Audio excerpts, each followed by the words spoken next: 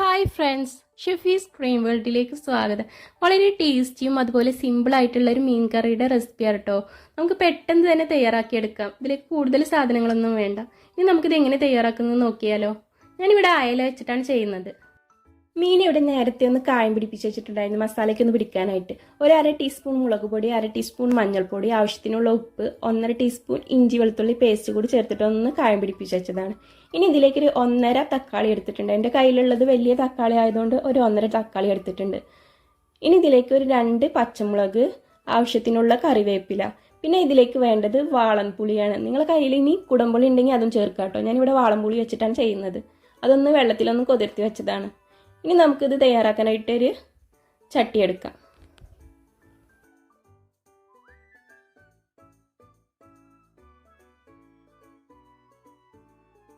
നമുക്ക് വെള്ളത്തിൽ നേരത്തെ കുതിർത്ത് വെച്ച പുളി ഇതിലേക്കൊന്ന് പിഴിഞ്ഞ് ചേർത്ത് കൊടുക്കാം.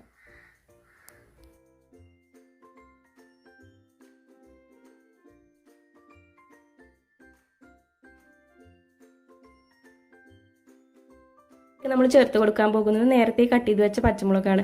ഇനി നമുക്കിതിലേക്ക് കുറച്ച് മസാലപ്പൊടികൾ കൂടി ചേർത്ത് കൊടുക്കാം. നമ്മൾ നേരത്തെ മീനിൽ മസാലപ്പൊടികൾ ചേർത്തത് കൊണ്ട് തന്നെ ഇതിൽ ഈ തക്കാളിക്ക് ആവശ്യമായ മസാലപ്പൊടികൾ മാത്രം ചേർത്താൽ മതി. ഇതിലേക്ക് ഒരു 1/4 ടീസ്പൂൺ ഉലുവ ചേർത്ത് കൊടുക്കുക. അതുപോലെ ഇനി ഇതിലേക്ക് കുറച്ച് മസാലപ്പൊടികൾ കൂടി ചേർത്ത് കൊടുക്കുക. നമ്മൾ നേരത്തെ ചേർത്തത് കൊണ്ട് അതിനനുസരിച്ച് ഇതിലേക്ക് കുറച്ച് ചേർത്താൽ മതി. ഒരു അര ടീസ്പൂൺ മഞ്ഞൾപ്പൊടിയും, 1 ടീസ്പൂൺ മുളക് പൊടിയും, 1 ടീസ്പൂൺ മല്ലിപ്പൊടിയും, ആവശ്യത്തിന് ഉപ്പും ചേർത്തിട്ട് നമുക്കിതൊന്ന് ഇളക്കിയതിന് ശേഷം ആവശ്യമെങ്കിൽ കുറച്ച് വെള്ളം ചേർത്ത് കൊടുക്കുക. ഞാനിവിടെ വേറെ കറി ഇല്ലാത്തത് കൊണ്ട് കുറച്ച് ലൂസായിട്ടാണ് കറി ഉണ്ടാക്കുന്നത്. അപ്പോൾ നിങ്ങൾക്ക് തിക്കായിട്ടാണ് വേണമെങ്കിൽ വെള്ളം ഒഴിവാക്കിയാൽ മതി. പുളി വെള്ളം മാത്രം ഒഴിച്ചാൽ മതി. ഇനി നമുക്കിതൊന്ന് ഇളക്കിയതിന് ശേഷം നല്ല രീതിയിലൊന്ന് വേവിച്ചെടുക്കാം. തക്കാളിയൊക്കെ നല്ലൊന്ന് ഉടഞ്ഞു വരുന്ന രീതിയിലൊന്ന് വേവിച്ചെടുക്കാം. തക്കാളിയൊക്കെ വെന്ത് കിട്ടിയിട്ടുണ്ട് കേട്ടോ. ഇനി നമുക്കിതിലേക്ക് കായം പിടിപ്പിച്ച മീൻ ചേർത്ത് കൊടുക്കാം. നിങ്ങൾ വെക്കുമ്പോൾ ഇത്ര ലൂസ് അല്ലാതെ നല്ല തിക്കായിട്ടൊന്ന് വെച്ചിട്ട് നോക്കൂ കേട്ടോ. അപ്പോൾ മീനിൽ ആ മസാലയൊക്കെ ഒന്ന് കവർ ചെയ്തിട്ട് പ്രത്യേക ടേസ്റ്റാണ് ആ മീൻ കഴിക്കാൻ. ഉള്ളിയൊന്നും ചേർക്കാതെ തന്നെ നമുക്ക് തക്കാളി മാത്രം ചേർത്തിട്ട് നല്ല ടേസ്റ്റി ആയിട്ടുള്ള കറി കഴിക്കാം.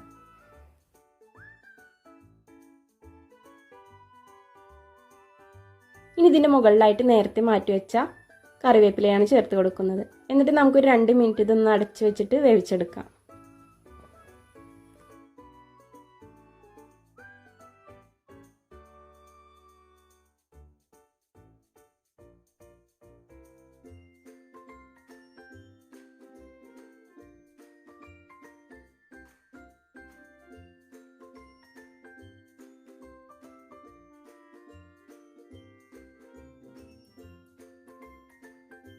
നമുക്ക് കറിയിലേക്ക് ഒരു 2 ടീസ്പൂൺ പച്ച വെളിച്ചെണ്ണ ചേർത്ത് കൊടുക്കുക.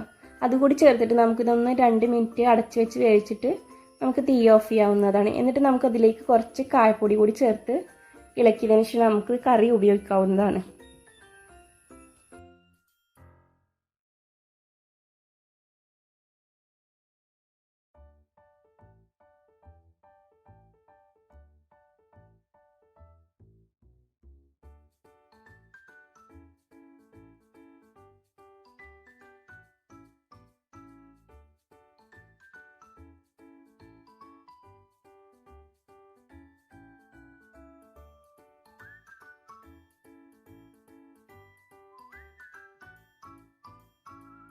നമ്മുടെ മീൻകറി ഇവിടെ റെഡി ആയിട്ടുണ്ട് കേട്ടോ. എൻ്റെ മീൻകറിക്ക് കുറച്ച് മഞ്ഞൾ കൂടിയ പോലത്തെ കളറായിട്ട് വീഡിയോയിൽ കാണിക്കുന്നത്. കാരണം മുളക് പൊടി അത്യാവശ്യം നല്ല എരിവുണ്ടായിരുന്നു, കളറ് കുറവാണ്. അപ്പോൾ നിങ്ങൾ ചേർക്കുമ്പോൾ കാശ്മീരി മുളക് ഇതുപോലെയാണെങ്കിൽ കുറച്ച് കാശ്മീരി മുളക് പൊടി കൂടി ചേർത്താൽ നമുക്ക് കാണാനും നല്ല കളറുണ്ടാവും.